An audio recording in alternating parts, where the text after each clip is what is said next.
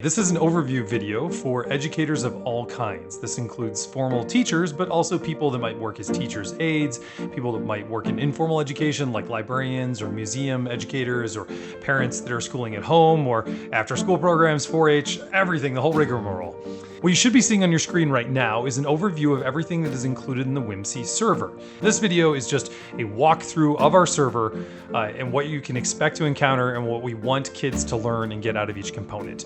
All of this gets so much more powerful when there is a lesson plan and a teacher helping to guide the experience. When kids just go through on their own, they can learn some things, but a lot of the time they're not going to pause and read. They're not going to know the significance of something that they've observed. They will not be able to ask questions. There are a lot of things that we can add in a classroom setting or in a workshop setting where kids can get more out of it. The overall idea is to ease kids into it. So the first level is to sort of inspire awe and give them a sense of how to move around and just kind of like work out the basics. And then they go to the moon where they do some training and they learn the different tools that we have on the server and start thinking about some of the science variables. And then they get to go to our space station hub where they can visit all kinds of what-if worlds and exoplanets. And then recently we're now adding, the very end of this, things like terraforming Mars experiences or what asteroid mining in space might look like. This video is just going to go over the first parts of the game, just the first parts of our tutorial. If you are new to Minecraft, no worries, that's just not part of this tutorial. Our website explains what Project WHIMC is, how Minecraft works, how you can connect to a server, all the basics of controlling and getting started. It's also important to note that what we've done here is arrange this in relation to NGSS. We have standards in mind for a lot of the curriculum that we designed. I'm not discussing it in this video, but there are other resources on our website about that as well. Without further ado, let's get going. If a ton of kids join at the same time and they're new to playing, what might happen is they might spawn on top of each other. So if they see like, some sort of garbled image on their screen, just tell them to move around a little bit and then they can hopefully see. But this already kind of dangles the carrot in front of them of like they're starting out on this little shuttle and they don't get to go to the space station quite yet, but they can see what they're working up to get to. And you can point that out and say, whoa, isn't that space station cool? Wouldn't you like to go visit a space station? Well, we have to learn about science first. So over here we have a new astronaut recruiter. That's where we're going to be headed. On the other direction, if you're a regular person coming back and you want to go directly to the space station, this is what this portal is for. So as you get close to these characters, they'll start talking to you and they'll help guide you about where to go. They don't have to click or do anything to have them guide you. The players by default should not be able to walk through. So yeah, I bump into this portal, it pushes me back and it says you do not have permission. Okay, so they'll be able to go over to this side and you can see the start here. This astronaut will start talking to them if they get nearby, the recruiter. It says sort of welcome, and then you can also see this overlay here of telling them the things they can do. Are they ready to explore the what-if worlds? Well, they have to get trained up first. They have to go to the rocket launch facility and learn to observe on the moon. And they should be allowed to go through this portal at that point. We have a lot of these signs here just emphasizing who all is working with the project. I don't think most kids will care about that. Now, there are some controls put in. So we have things like wordage, like this little sign here that says you got to go the other way. But also you'll notice I can't actually walk through this. There are invisible barrier blocks. This is common for a lot of Minecraft interfaces, so I can't get out of here. I know kids are pretty clever about this. We've tested it a fair amount.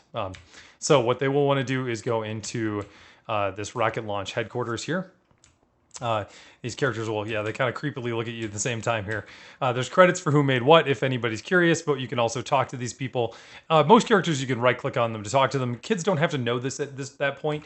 Many of them will, by default, just do that. Like, most kids will have played games before. If they know WASD, they kind of know right-click does stuff. That is a really common, video game interaction model. So anyway, they see this very simple. Your mission is to explore and get to the rocket. And you'll notice as you just walk through that, it automatically assigns it to you. They don't have to do anything. They say that they are on the get to the rocket quest. And they can walk into the center here. And as soon as they come in, you'll notice they get this map. So this is to help people from getting lost. You can see there's that triangle up at the top. That's where the rocket is. So some kids might just beeline towards it, and that's fine. Depending on how you're doing this in a classroom activity, you may not want to spend a lot of time in this. So if you just want them to kind of get excited about going to space, then they can just go right towards the rocket. However, there are a lot of things they can explore around in here. So if they walk up to this attendant here, he gives them some instructions, but he also will say, depending on if you walk by him again, that there's a lot of things you can look at around the facility. So let's see here, walk down towards the end. Some of these things are just decorative, like the security guy here is sort of a joke. Okay, as you come down to the end of the hall here, there's this robotics testing room, and you can see a robotics engineer here. He's got the cool NASA shirt on, which is really hip, but NASA is fashionable now among everybody, but especially kids, at least in the United States. Anyway, this guy will tell you about the Curiosity rover. And so there's this sort of mock landscape, and this is actually a teaching opportunity. So one, it's foreshadowing. They do eventually get to go visit Mars, which is really neat. But two, there's a lot to be learned about Mars. We just landed another rover there, but we've had several on there for many years. And what scientists have had to do is, and engineers, when the rover breaks down, they have to model the conditions at home on Earth and try to figure out how to get the thing unstuck. And like, can they change the code on the rover? There's a lot of prototyping that will happen there. So there's nothing really interactive in this room, but it is something that is an example of an interest trigger of if kids are interested in Mars, if they spend some time in there, and you notice that as you're observing, you might ask them if they're interested in that kind of thing. Anyway, there's also another room here, sort of a presentation going on. You can see the Habiusha satellite that has recently landed on, it wasn't Bennu, it might have Ryugu, I believe. And this is also foreshadowing of asteroid mining is something we hope to do in the future, and it has to do with environmentalism. As if we can mine in space, we don't have to destroy our planet for rare earths and materials. And so this is likely to be a big enterprise from a corporate perspective, but also will help drive space expansion. And so there's some characters that are kind of talking about this in here, but you could use this as a springboard to talk about asteroid mining and or relate back to it later. So you're hopefully catching the theme here is that regularly there's something foreshadowed in these rooms. So here we have a material scientist, and they talk about carbon fiber nanotubes and there are space elevators. That is one of the ways to get things into orbit. So this is another platform where you could talk about how are different materials strong, and why might we want to put something in orbit with a space elevator? What is a space elevator, and why do we need that versus using rockets? Now, if they're trying to shortcut as fast as possible, they will go by this guy, and they can go out the garage and just directly to the rocket. And this guy's to remind us that not everybody at NASA is like an old dude with white hair and a white lab coat. That there's lots of people that work at NASA, and the people that like do construction and logistics are very important. There are a lot of folks that help to organize that we want to pay attention to all the different people. So here's another room that they're more likely to find earlier. We have this guy talking about like, oh, it's so cool to work here. And there's that rocket that they're working on getting to. In the corner hidden, some kids might discover this, we have the computer engineer. So somebody that's fixing the broken computers, which is a common thing, is that I think that kids may not realize how much goes into sort of the infrastructure and sort of behind the scenes. And I know it's so trendy and stereotypical to be like, what do you want to be when you grow up? An astronaut. But you could also want to be somebody that helps astronauts go to space. That is a perfectly valid trajectory and a great thing to help kids think about, is that not everybody has to be the person that is in the limelight. In fact, some kids might like the idea of being somebody that helps support others to do great things. We have this astronaut training area. We've actually cut that off because we found it's been pretty distracting, but we might add it in a future version. There's also mission control, which is currently empty.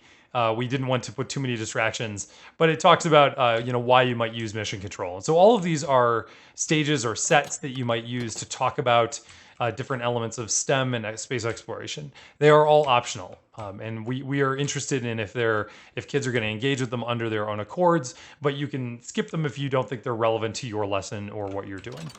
The last place is there is this computer scientist, and they talk about how they do simulations of aerospace on computers. So now we start getting to the point of they're in the giant rocket assembly room. Zoom down here, and they can run up.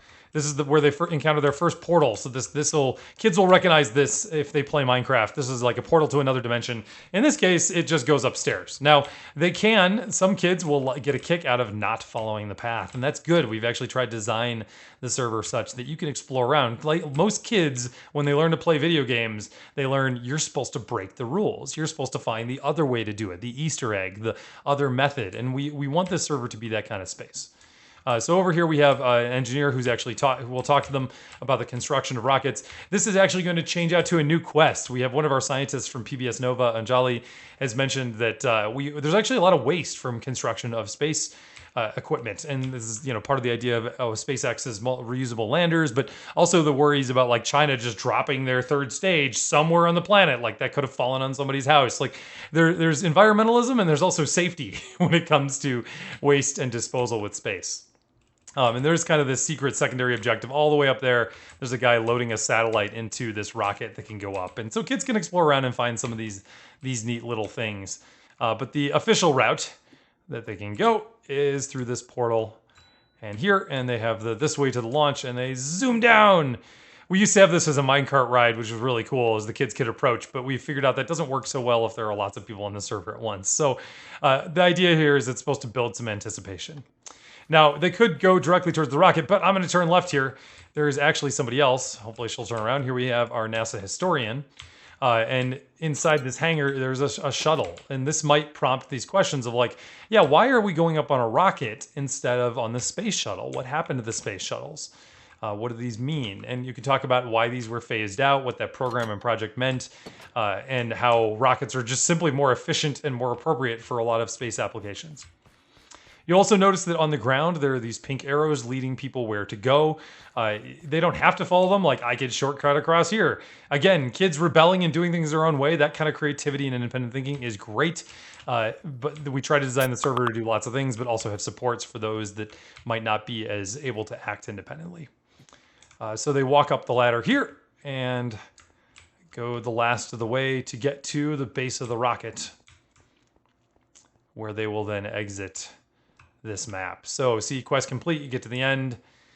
Stupendous, are you ready to launch? Here we go, and they go up. Now, Minecraft does have elevators in the form of slime blocks, but those are complicated and break a lot, and we didn't really need one, so you just teleport up to the top. Once they are up here, they cannot get down. Many things on the server are phased like this, where if they pass a certain point, they cannot go back. That is intentional, so that they don't get too lost. And then as they run into the rocket, it transports us to the next section of the experience. So what do we expect to get them to get out of this first section? Well, we expect them to have encounter interactions. These are sort of like side quests, so people they could talk to, things like asteroid mining and the material sciences lab and so on. We're hoping to inspire some awe, connect them to new knowledge of like, oh, I didn't know NASA had anything to do with this. Bestow them with a purpose. So one of the things I didn't explain, you can theme this whatever way as you like as an educator. You can kind of do like a theme where they're going to rescue somebody on an exoplanet. You can say that they're a scientist that is put in charge to go discover new ones. There are lots of ways you can make this a story theme to get kids more engaged. So likewise, with this next section, we're expecting them to have more encounter interactions, but also spend more time in the moon base. The moon base is a much more significant portion of the server. As part of this, we want them to learn our science tools and our observation tool. These are individual plugins. They don't come with Minecraft normally. We design them. They're free and open source. And we want kids to learn how to do this, to think about how you might observe as a scientist. And more importantly, how you might use these observations to help other people, as it's not just data for the sake of data. So we're hoping the game gives it a little bit more emphasis as they can imagine, oh, if I was collecting data on the moon, I could help make it a safe space, or I could help explore, or whatever it is. They can imagine why data collection might be useful. And so relevance is something you should be baking into this in every direction and way that you can. So they can look around here, they can kind of see what they landed in, the lander vehicles here on the top of the moon. They go through these doors and they get another one of these missions of talk to Roger and suit up. So, and as they go through the doors, they will get another map. So this is important. The text will fade away in a moment, hopefully here. There it goes. Now I can look at the map and I can start seeing there are some objective points on the map. That is really important. We can go visit those people, those points. Now this is really hard for people that do not play video games. They have a lot of trouble knowing where to go and how to navigate. So this map is a really important way to help them understand what they're doing, where they're going, how they're working. So if a kid's like, I'm lost, tell me where to go, be like, have you looked at your map? What have you tried? Who is the person you're talking to? You can use the map as an instructional aid and prompting tool to help it when folks have a sort of a aimlessness or helplessness. Now, they also get a quest journal. You can cycle through these items by scrolling or hitting the numbers on the keyboard.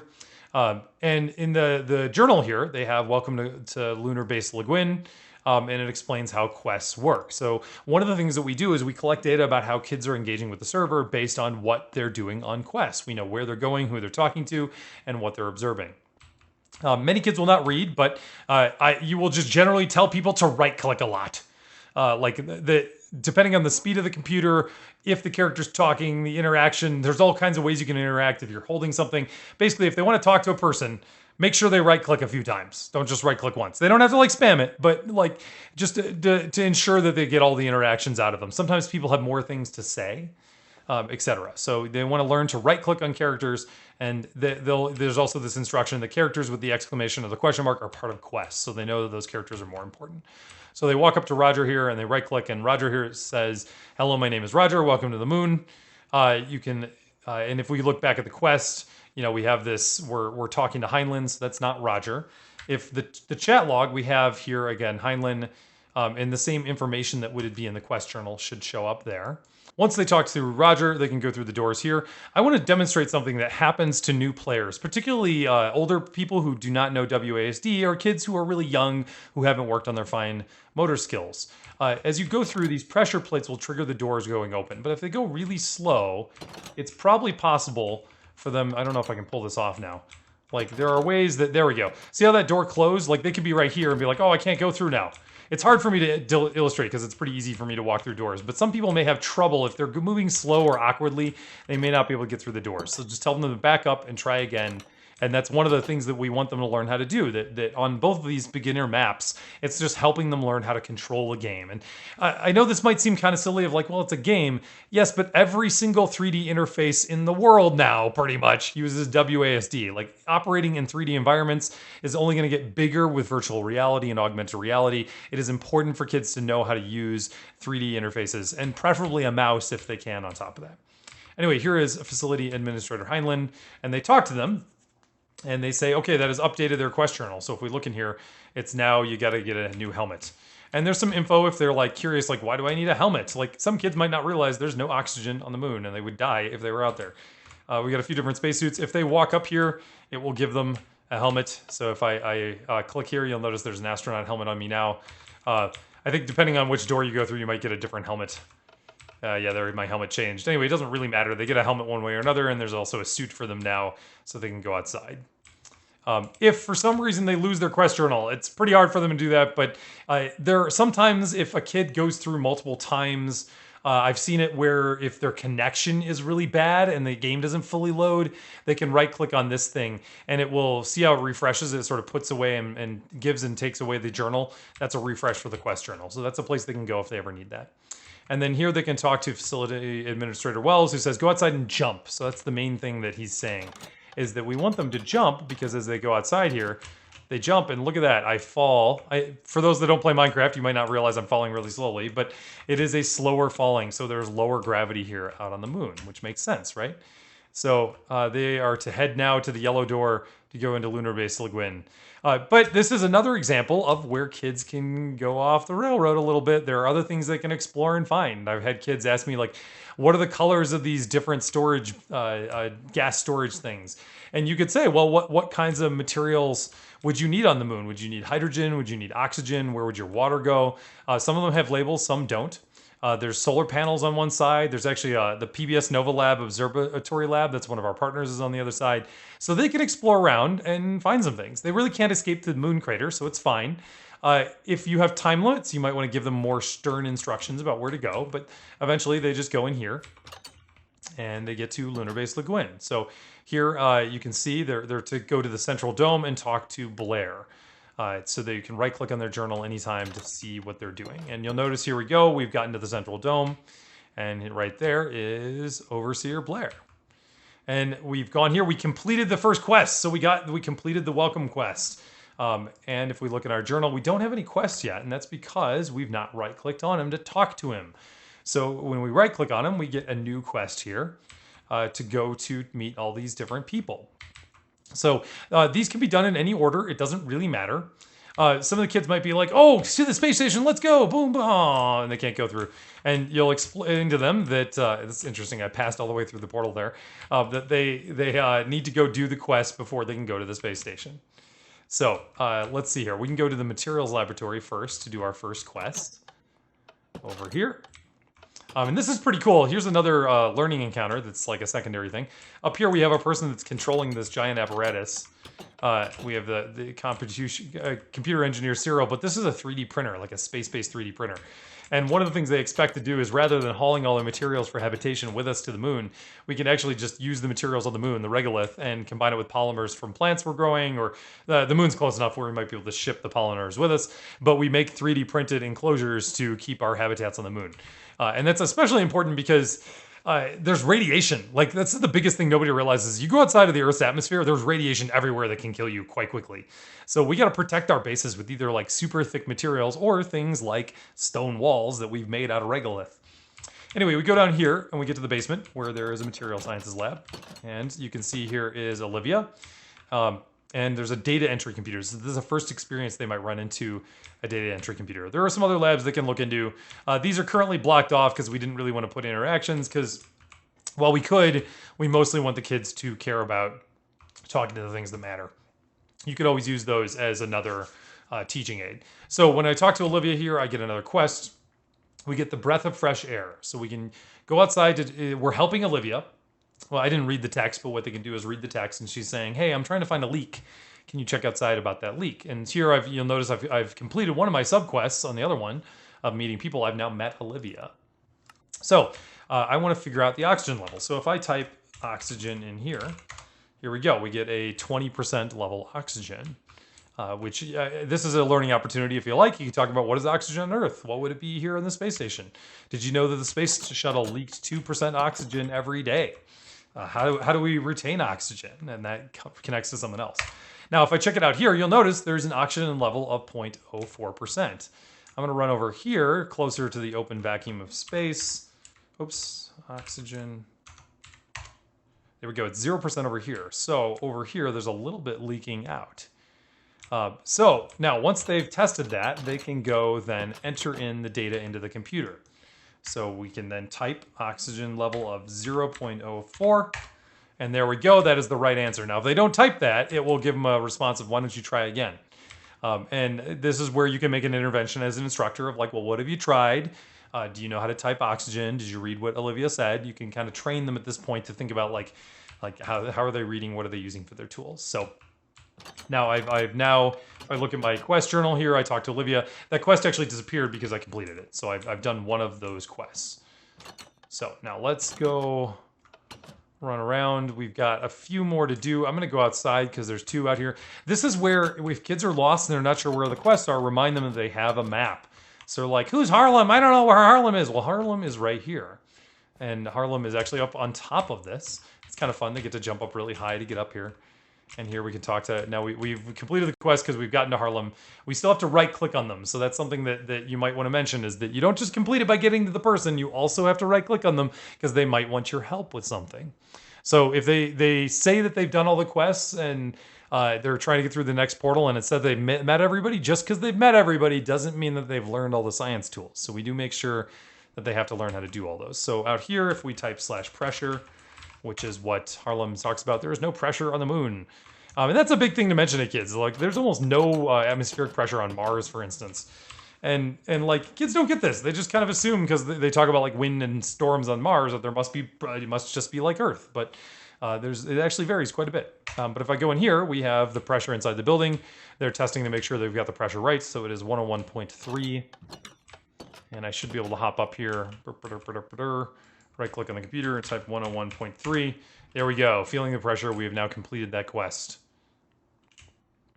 All right, so the next one, I'm already heading there. We get to go over to, let's look at my map. There we go. There's Misavo. By the way, you'll notice I have 2 maps. That's because there are 2 command blocks that dispense maps. If they go to this level more than once, they will get even more than 2 maps. That's fine. It doesn't really hurt the game. Sometimes they can find a dispenser or something to do something, and they might brag about it. Like, I've got 70 maps. Okay, that's cool. Like, you know, there are a lot of things we allow that we're just not that worried about. Okay, so I go over here to Misavo, and I've gotten to them, so I completed that component, but I got to right-click on them, and they talk about this section of the facility housing ice. And here's another learning opportunity of it's really important to have water on the moon. And you could ask, why do we think that, kids? What are the reasons that we might need water on the moon for? And you can go down some of the examples. Anyway, I can walk over here, and it's, you know, we have this hint in the air saying you can check /temperature. There's some machinery and ice they're packaging up and cutting. So I'm going to do temperature. There we go. So -20.6 is the temperature in this room. And let's check it in this room. Look at that. It's different in this room. It's much colder, interestingly. And you could talk about what temperature would we want ice to process it? What happens when ice is a different temperature? Anyway, I'm going to go over here and type the negative 20.6. There we go. And I have now completed that quest. So we're almost done. I've talked to everybody except for Huxley, the elusive old man Huxley. Now we got to go all the way back to the base for this. So I got to fly back here. Now, I am skipping past what the characters are saying. Your kids might do this too. It is designed where they don't have to read everything. But we do want to encourage them. Particularly if they're having trouble, this is like a good life skill. Like, if you can't figure it out, don't just whine, don't just ask for help. Try to read about it. Try to look it up. Try to use your information literacy skills to solve your problem. That's a skill that we want to develop in kids. This is a biodome, which is pretty cool. One of the characters in here, I'll actually tell you how many trees per person you need to generate enough oxygen. There's a fun video on YouTube about the Biodome 2 project that was in Arizona that failed, where they tried to create an indoor like plant ecosystem, and they learned that our ecosystems are actually really complicated. Anyway, so we talked to Huxley here, and we have our quest where we want to check the airflow in this room. So type /wind, and it tells us it is 0.3. And if I go over to the computer, I should be able to do 0.3.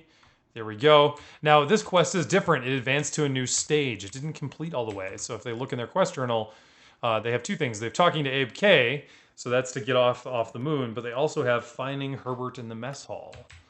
So we got to go find Herbert in the mess hall.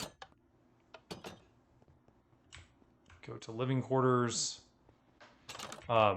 And this is fun, like side exploration stuff. There's a guy exercising over here. You can say, well, 1/6 gravity, your muscles are going to break down.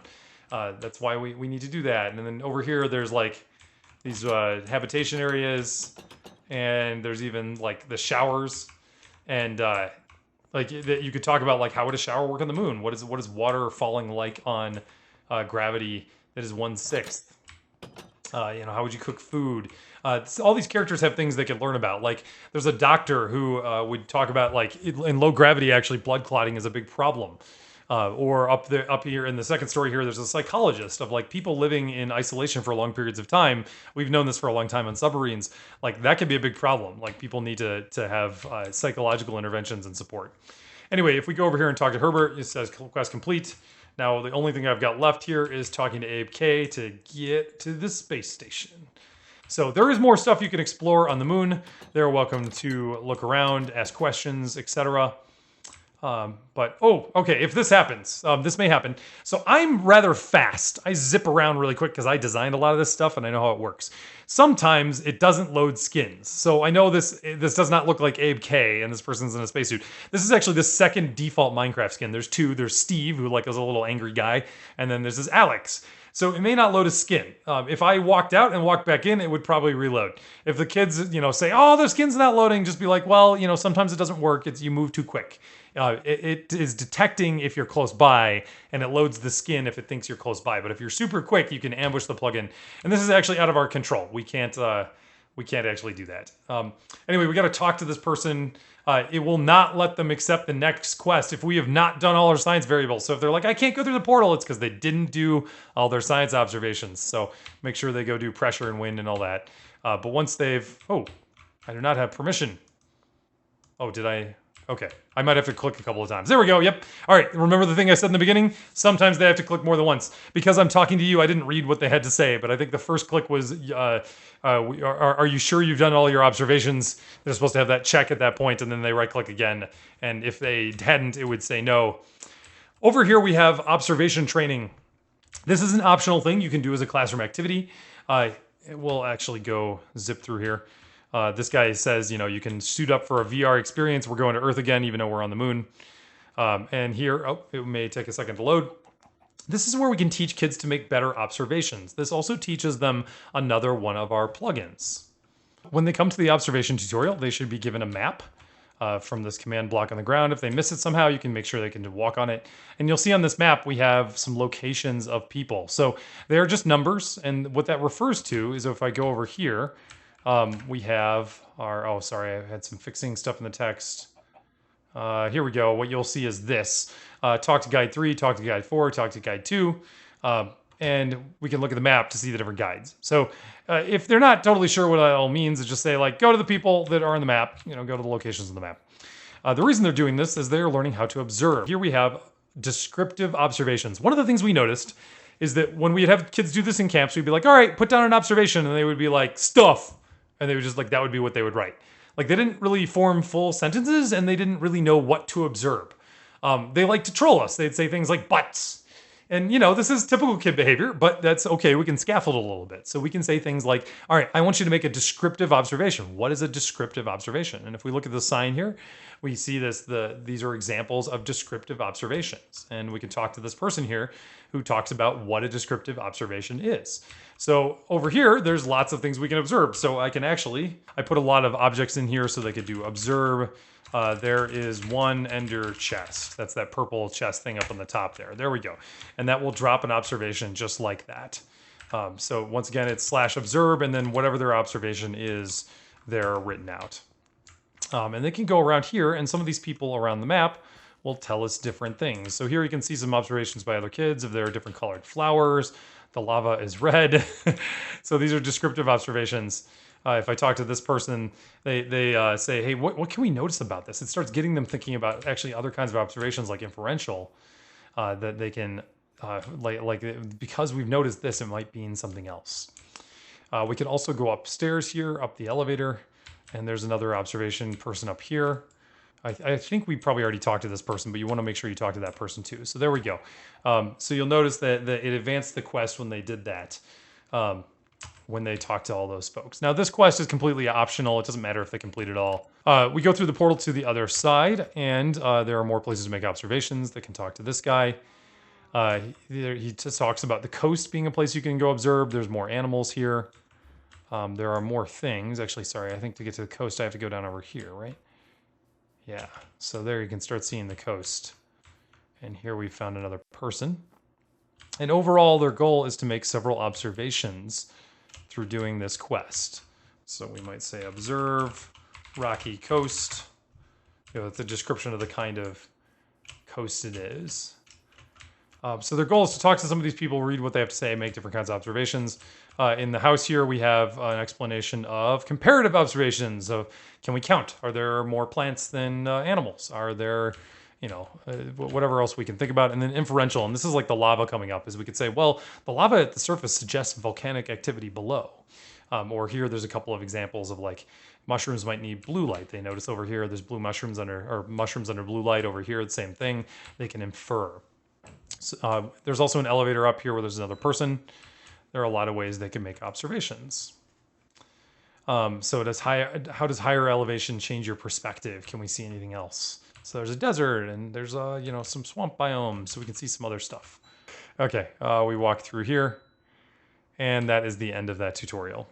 So the observation tutorial, if they do successfully make a bunch of observations and complete it, they will get the observer status. They actually get it earlier, which is special. If they can do that, it'll actually unlock some of the things of the station. Now, a lot of kids do not get through this, so we've actually put in another quest where observations can happen that's a little bit easier, is that a lot of kids are like, 3 observations, that's so many.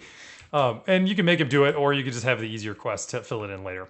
Anyway, at that point, they are done with the moon base, and they can go to the space station.